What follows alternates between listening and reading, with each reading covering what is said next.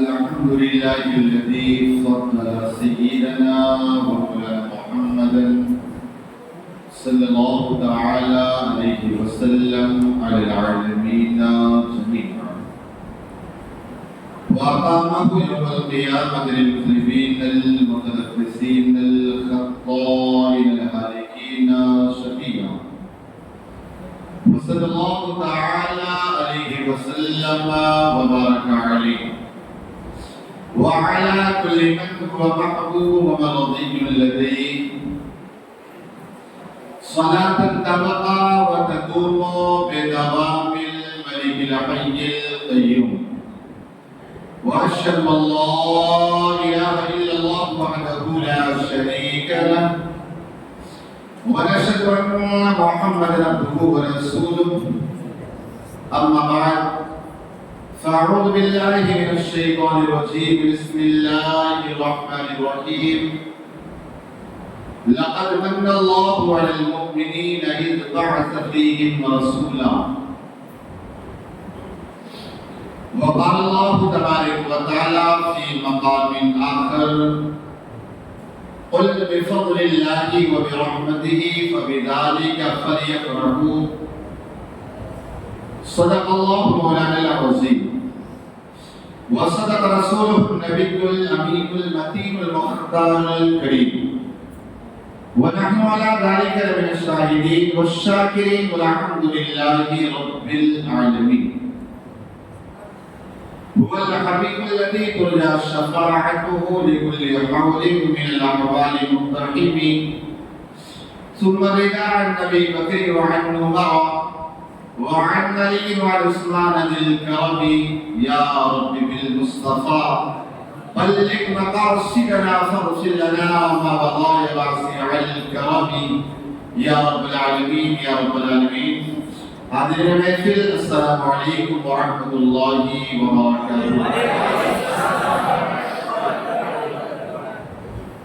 الحمدللہ ہمارا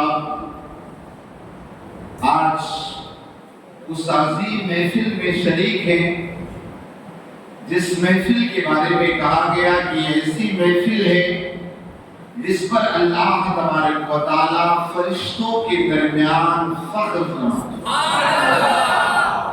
حدیث پاک کے اندر آیا کہ ایک مرتبہ میرے آقا صلی اللہ علیہ وسلم آپ مسجد نبوی میں تشریف لائے۔ جب مسجد نبوی میں تشریف لائے، دیکھا صحابہ کرام بیٹھ کر کے کچھ گفتگو فرمائی۔ آقا صلی اللہ علیہ وسلم نے ارشاد فرمایا: اے میرے صحابہ، ما اجلسکم، تمہیں یہاں پر کس چیز نے بیٹھایا؟ کس وجہ سے تم یہاں مسجد میں بیٹھے ہو؟ صحابہ کرام رضوان اللہ تعالی علیہم اجمعین نے عرض کیا: یا رسول اللہ صلی اللہ تعالی علیہ وسلم، ندعو اللہ ونحمدہ علی دینک ومن علیک بنا۔ یا رسول اللہ صلی اللہ تعالی علیہ وسلم، یہاں پر ہم بیٹھ کر اللہ تبارک و تعالیٰ سے دعا کر رہے ہیں، اللہ تبارک و تعالیٰ کی حمد بجا رہے ہیں، اور اللہ تبارک و تعالیٰ کا اس بات پر شکر ادا کر رہے ہیں کہ اللہ تبارک و تعالیٰ نے آپ جیسے نبی کو بھیج کر ہم پر احسان فرمایا۔ اس احسان کی وجہ سے ہم اللہ رب العزت کا شکر ادا کر رہے ہیں۔ آقا نے ارشاد فرمایا: کیا تم مجھے اس بات پر قسم دے سکتے ہو؟ کیا قسم کھا سکتے ہو؟ کیا اسی وجہ سے بیٹھے کہ اللہ کا شکر ادا کرے اور اللہ نے آپ کو بھیج کر ہم پر احسان فرمایا اور آپ کی تعریفیں کر رہے، اللہ کی تعریفیں کر رہے؟ کیا تم ہمیں قسم دے سکتے ہو؟ آقا علیہ السلام نے جب یہ فرمایا تو صحابہ کرام نے قسم کھا کر کہا، عرض کیا: یا رسول اللہ صلی اللہ علیہ وسلم، ہم یہاں اسی لیے جمع ہوئے ہیں کہ اللہ تبارک و تعالیٰ نے جو آپ کو ہم پر بھیج کر، ہمارے درمیان بھیج کر جو اللہ نے ہم پر احسان فرمایا، اس احسان کا شکریہ ادا کرنے کے لیے یہاں جمع ہوئے۔ آقا ارشاد فرماتے ہیں: اے میرے صحابہ، میں کوئی بدگمانی کی وجہ سے نہیں بلکہ ابھی میں اپنے کاشانہ اقدس میں تھا، اپنے گھر میں تھا، تو فرمایا جبریل امین علیہ الصلوۃ والتسلیم آئے، عرض کرتی یا رسول اللہ صلی اللہ علیہ وسلم، اللہ تبارک و تعالیٰ آپ کو سلام کہتا ہے، اور ساتھ ہی ساتھ اللہ فرماتا ہے اے محبوب مسجد میں ذرا جاؤ، وہاں جا کر دیکھو جو آپ کے صحابہ کر رہے ہیں، اللہ تبارک و تعالیٰ فرشتوں کے درمیان، صحابہ فرشتوں کے درمیان اللہ تبارک و تعالیٰ فرض فرما رہا ہے کہ فرشتے دیکھو میرے محبوب کے غلام میرے محبوب کا کس طرح ذکر فرما رہا ہے۔ پتہ چلا علیہ السلام کا جہاں ذکر ہو وہاں پر اللہ تبارک و تعالیٰ ایسی محفلوں پر فرض فرما رہا ہے۔ ویسے بھی یہ محفل ہے آج یاد رکھو کس کے لیے؟ آقا علیہ السلام کے لیے، دہن میں زبان تمہارے لیے،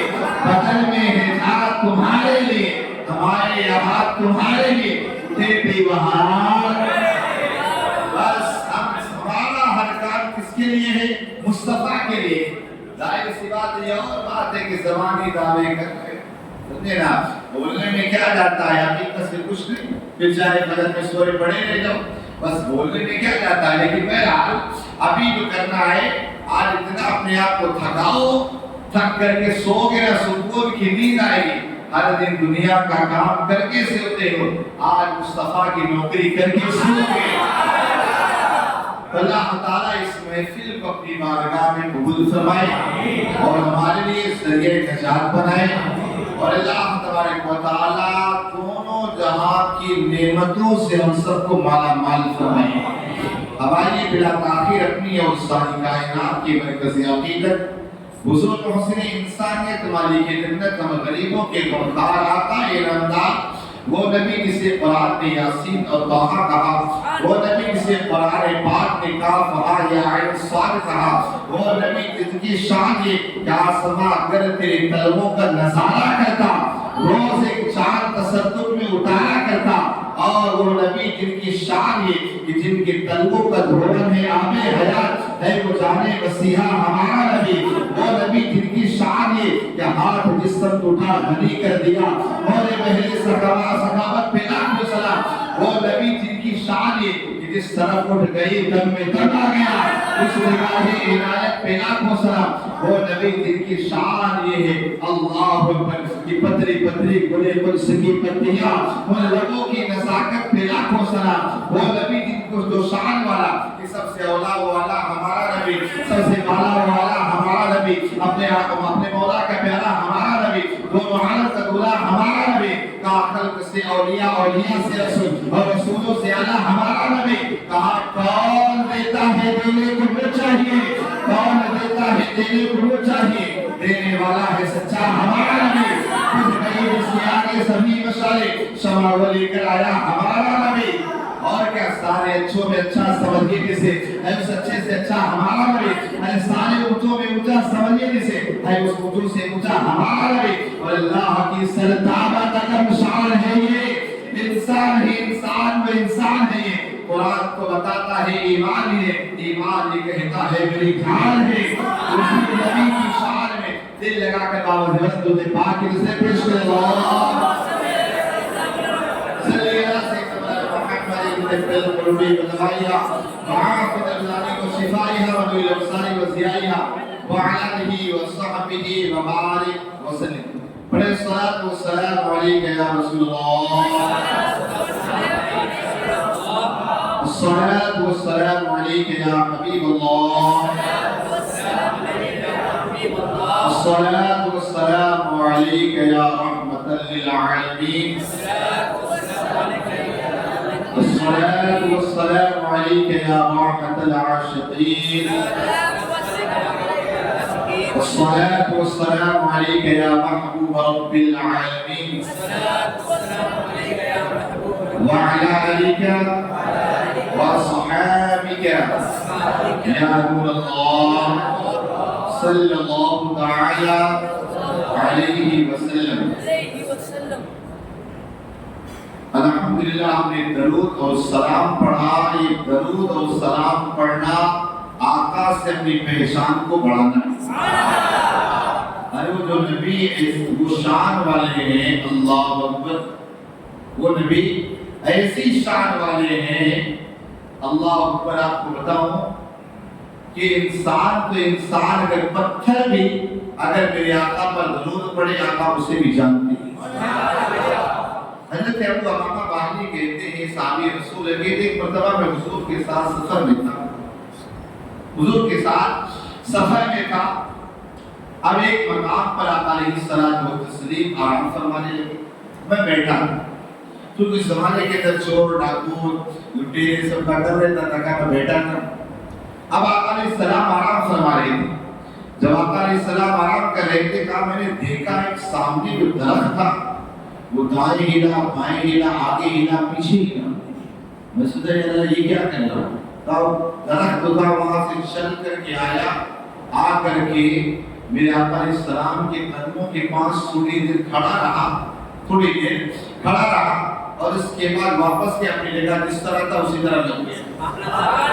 جب لگ گیا تو ظاہر سی بات ہے کہ آقا علیہ السلام بیدار ہوئے. بیدار ہونے کے بعد اس صحابی نے اس کے یا رسول اللہ صلی اللہ علیہ وسلم میں نے ایسا معاملہ دیکھا، ایسا واقعہ پیش آیا.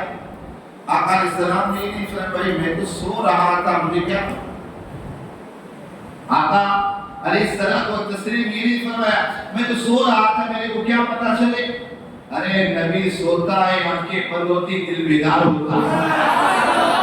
آقا ارشاد فرماتے ہیں وہ امامہ باہلی سندر حقیقت بات یہ ہے یہ جو سامنے درخت ہے یہ درخت ہر دن مجھ پر درود پاک پڑھتا تھا، درود و سلام پڑھتا تھا. لیکن جب میں یہاں آیا تو آج اللہ کی بارگاہ میں عرض کرتا ہے اے مولا میں ہر دن تیرے محبوب کی بارگاہ میں یوں ہی صلاۃ و سلام پڑھتا تھا، لیکن یا رسول اللہ آج تیرا محبوب آرام فرما ہے، مجھے اجازت عطا فرما، مجھے طاقت عطا فرما تاکہ تیرے محبوب کے قدموں میں جا کر درود و سلام بھیجائے. آپ سوچیں اگر ایک درخت آقا پر درود پاک پڑھے تو آقا علیہ السلام سے بھی بھائی یہ بات چھوڑو. آقا کہتے میں اس درخت کو بھی جانتا ہوں کہ اعلان نبوت سے پہلے ایک مکے میں پتھر تھا وہ مجھ پر درود و سلام پڑھتا تھا، اسے بھی جانتا ہوں. درود پاک کی کثرت تو ہونا ہی چاہیے، اس لیے کہ درود پاک ایسا وظیفہ ہے ظاہر سی بات ہے اگر راستہ بھول جاؤ تو راستہ مل جاتا ہے. درود پاک وظیفہ ہے، اگر جو کام نہ بنے سچے دل سے پڑھ لو اللہ تمہارے کام کو بنا دے. اور سب سے بڑی بات ہے کہ اگر سچے دل سے پڑھ لو تو میرے آقا کہتے ہیں میں کو سنتا ہوں.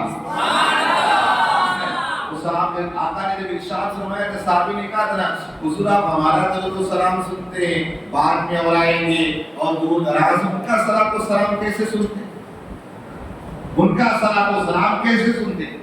آقا ارشاد فرماتے ہیں میرے صحابہ میرے یہاں دور نزدیک کا کوئی معاملہ نہیں، دور اور نزدیک کا کوئی معاملہ نہیں. اگر میرا عاشق کہیں بھی ہے قیامت تک آئے گا، اگر اس کو محبت میں ڈوب کر درود و سلام پڑھے گا اس کے درود و سلام کو میں خود سنوں گا. یہ بیچارہ آج تک اسی میں پریشان ہے کہ یہاں سے یا رسول اللہ نہ پکارو وہاں جا کے پکارو. ارے تیری سماعت تیری عقل کو پتھر پڑے، تیری عقل کو گدھا کو عالم کو سننے نا. الحمدللہ الحمدللہ ہم غلام مصطفیٰ ہیں. ہمارا عقیدہ تو یہ کہ ہم یہاں سے پکارے وہاں سے مصطفیٰ کی سماعت پہ لاکھ سلام. نعرہ تکبیر، نعرہ رسالت، جشن عید میلاد النبی، سرکار کی آمد. تو میرے آقا علیہ السلام کو درود پاک سنانا ہے کہ نہیں؟ بے شک. شاعر کہتا ہے کلمہ پتھر نے پڑھا چاند پارا ہو گیا. کلمہ پتھر نے پڑھا چاند پارا ہو گیا. یعنی کلمے یا پہلے انبیاء کرام انسانوں کو کلمہ نہ پڑھا پائے، میرے نبی کی شان ہی پتھروں کو کلمہ پڑھا. اور کہا چاند پارا ہو گیا، کہا چاند تو ٹکڑے ہو گیا. شاعر کہتا ہے کلمہ پتھر نے پڑھا چاند پارا ہو گیا، سید کونین کا نبی کی اشارہ ہو گیا. اور سارے عالم میں اندھیرا ہی اندھیرا تھا مگر سارے عالم میں اندھیرا ہی اندھیرا تھا، مگر آمد سرکار سے ہر سو اجالا ہو گیا۔ دیکھ کر سرکار کو کہہ اٹھے حضرت بلال، دیکھ کر سرکار کو کہہ اٹھے حضرت بلال، مل گئے آقا سب غم بھلا دیا۔ اور کہا، جب مفتاح نے کہا یا رسول اللہ یا غوث یا رسول اللہ الولد کہا، غیر سے ندائی جا تیرا کام ہو گیا۔ زندگی خدا نے دی ہے، کھلاتے ہیں مصطفیٰ، روزی خدا نے دی ہے، کھلاتے ہیں مصطفیٰ، یہ دنیا ہے خدا کی، چلاتے ہیں مصطفیٰ۔ دنیا اور کتنے امیر ہو کے طیبہ نہ جا سکے،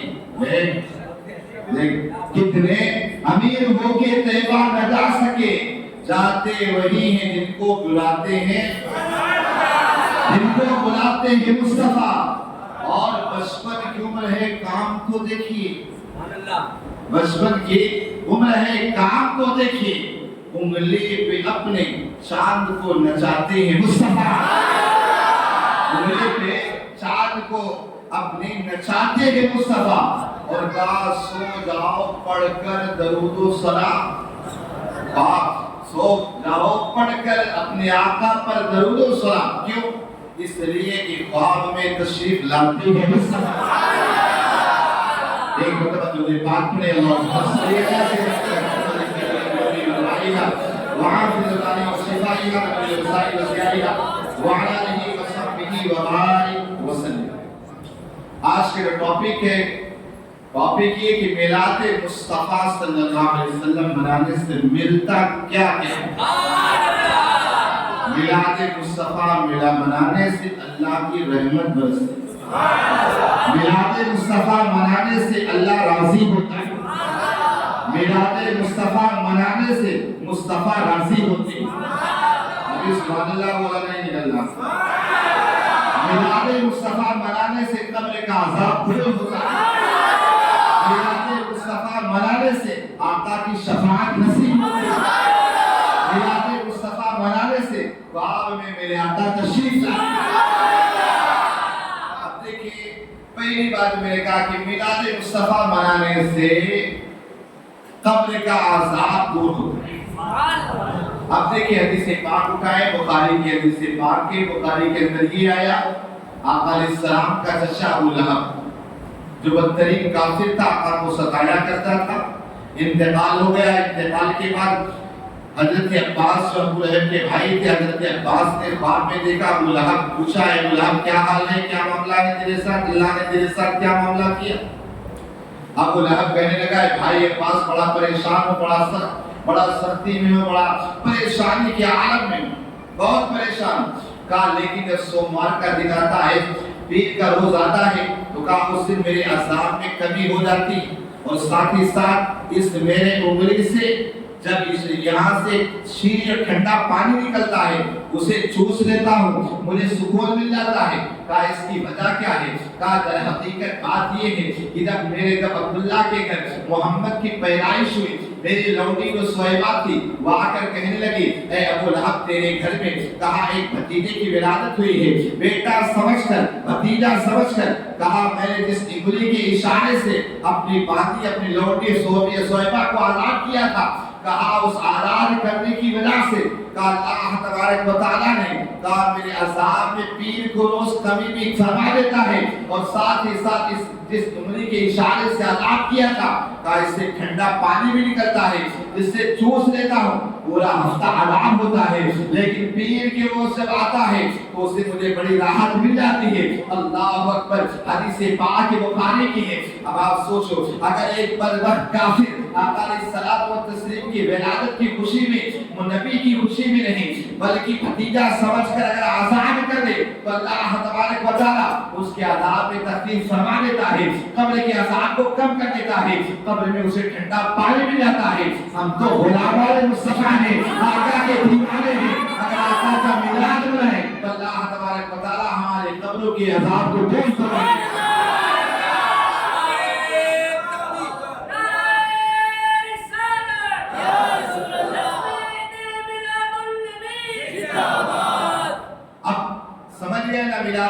मुस्तफा से क्या मिलता है? कब्र का अजाब। अब आगे बढ़े, क्या मिलाद मुस्तफा मनाया आखिर किसी से?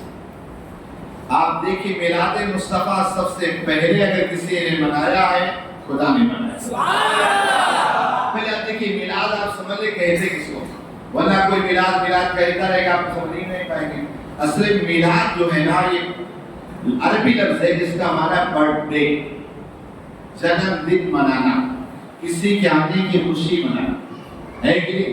जैसे आज भी हम लोग भी मनाते हैं, लेकिन हमें आना तो याद है, जाना नहीं याद है, कभी जाना नहीं। सब आने का दिन मनाते हैं, जाना याद तो नहीं, लेकिन याद रखिए यहाँ पर अलग मकसद है।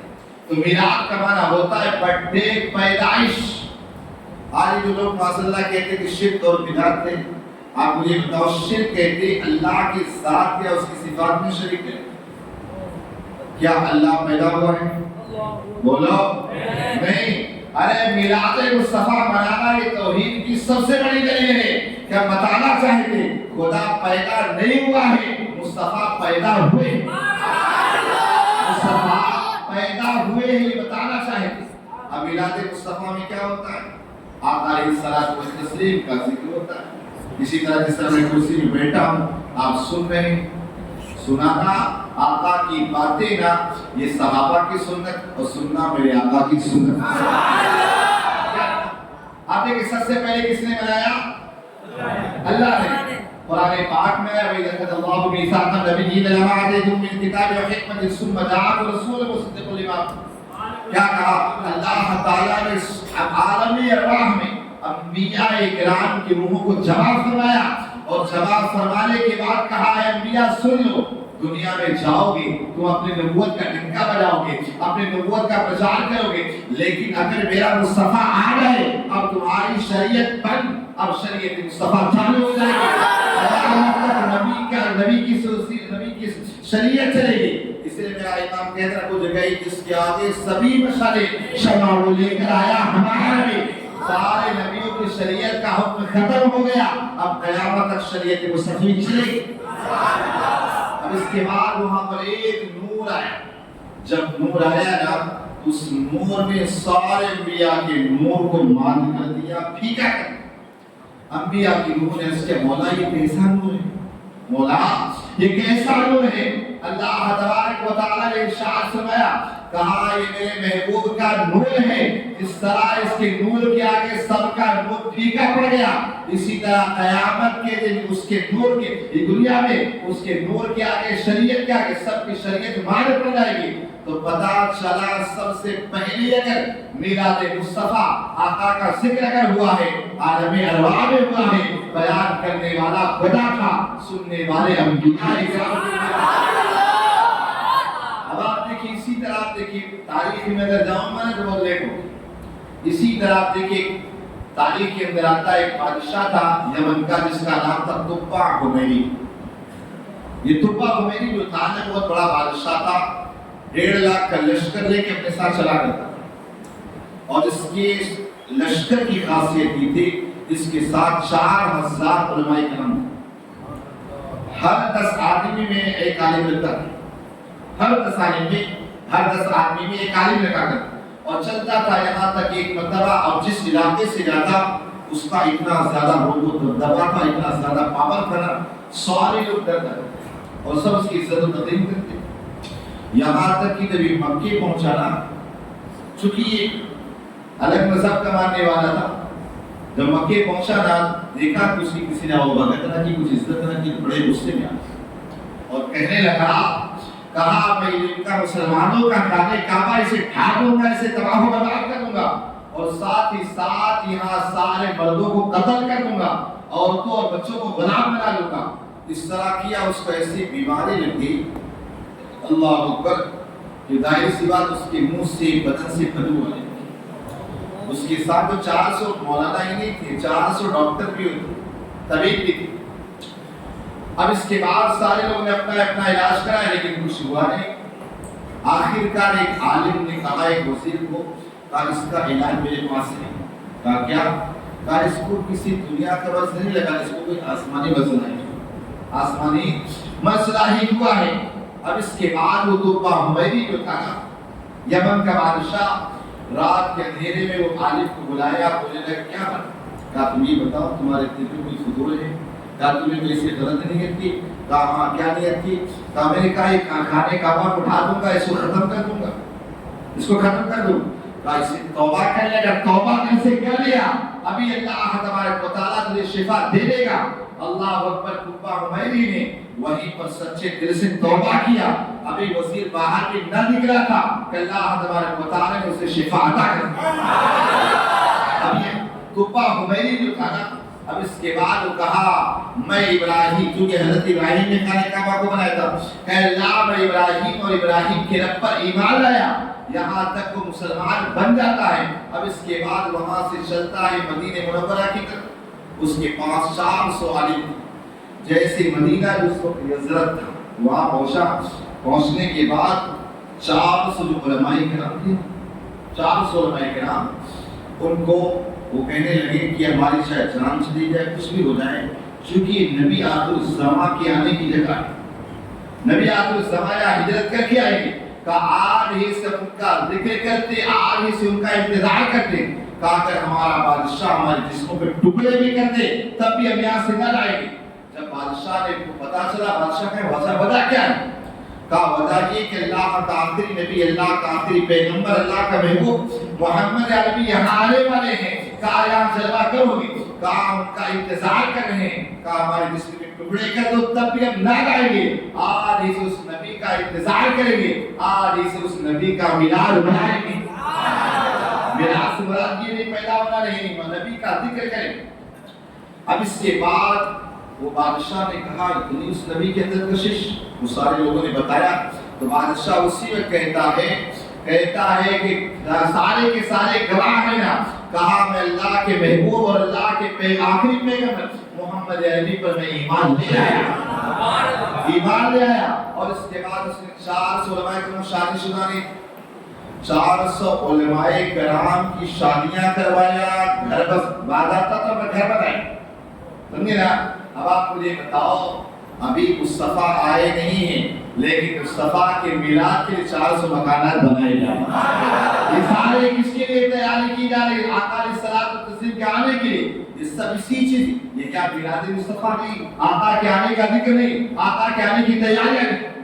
لیکن آپ نے کسی انداز میں دیکھیں کتنا ہر نبی آ کر آقا علیہ السلام کا ذکر، ابراہیم آئے آنے والے، موسیٰ آئے آنے والے، سارے انبیاء کرام آ کر کے آقا علیہ الصلوۃ والتسلیم کے آنے کی خبریاں دی کہ محمد عربی صلی اللہ علیہ وسلم آنے والے۔ یہ بھی یاد رکھنا، جو بندہ بھی اپنے آقا علیہ السلام کا میلاد مناتا، آقا کی عظمتیں بیان کرتا ہے، اللہ تبارک و تعالیٰ اسے عروج عطا فرماتا ہے۔ آپ دیکھیں حضرت عباس رضی اللہ تعالیٰ عنہ جب غزوہ تبوک سے آئے، ایک مقام پہ رکے، ظاہر سی بات تبوک جو جنگ تھی بڑی سخت جنگ تھی، بڑی سخت ترین جنگ تھی۔ اس جنگ کے اندر آقا علیہ الصلوۃ والتسلیم کے ساتھ آئے اور ایک مقام پہ پڑاؤ ڈالا۔ حضرت عباس رکتے ہیں، ظاہر سی بات وہاں کھانے کی ضرورت، پانی کی، پیاس کی، اس کی ساری ضرورت، لیکن وہاں پر حضرت عباس کہتے یا رسول اللہ صلی اللہ علیہ وسلم ایک بات عرض کرنا ہے۔ کیا بات کرنا؟ کہا یا رسول اللہ اگر آپ مجھے اجازت دے تو میں آپ کی نعت پاک پڑھ لوں، آپ کی نعت پاک پڑھ لو، آقا کی نعت پڑھ لو۔ آقا علیہ الصلوۃ والتسلیم کی اجازت عطا فرمائی۔ حضرت عباس نے پوری ایک نعت عربی میں لکھی، اس کا یہ مفہوم تھا کہ اللہ تعالیٰ نے آپ کو اپنے نور سے پیدا کیا، آدم کی پیشانی میں رکھا، موسیٰ کی پیشانی میں رکھا، یا رکھا، ساری چیزوں کا ذکر کیا۔ کہا اے آقا آپ کا بچپن بھی بے مثال، آپ کی جوانی بھی بے مثال، ساری چیزوں کو وہاں بیان کیا۔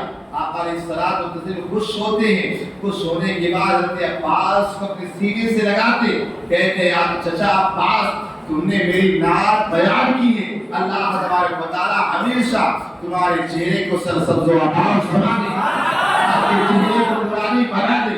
جو بھی آقا کے کمال کی بات کرے، جمال کی بات کرے، اخلاق کی بات کرے، اسے کیا ملتا ہے؟ اسے ملتا ہے مصطفیٰ کا دیدار۔ آپ دیکھیں شیخ شیرازی، شیخ سعدی شیرازی نے رحمۃ اللہ علیہ نے آپ نے عربی میں کلام لکھا کہ بلغ الہدی بکمالہ، یعنی کمال کی انتہا کو پوچھے، جو کمال ہے نا اس کی جو کمال ہے اس کی انتہا کو پہنچی.